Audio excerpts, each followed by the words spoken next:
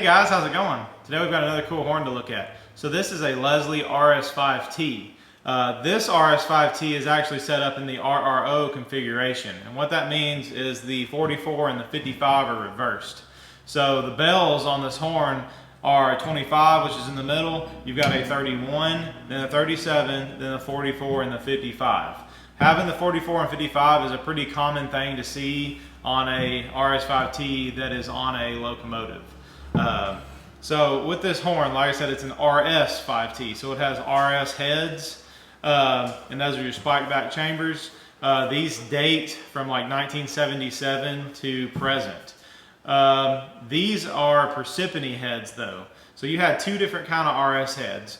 The same kind of RS head, but two different areas they were manufactured. So Parsippany is one, Tampa is the other.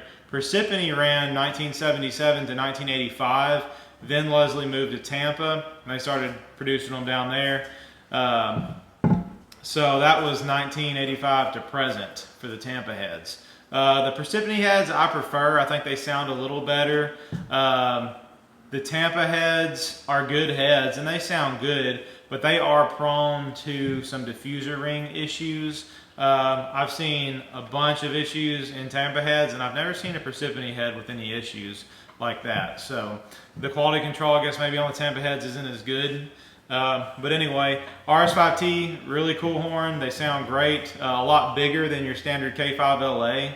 Unfortunately, Leslie is not manufacturing horns anymore. They actually sold out to Horn Blasters. So Horn Blasters bought the horn portion of Leslie controls. Leslie makes a ton of other things besides horns. So Leslie is still manufacturing things, just not horns. But anyway, this horn is dated 1972, and it actually has an S5T tag on it, not RS5T. So originally for this manifold, and I think these bells are original to the manifold too, it probably had dome back heads, kind of like these.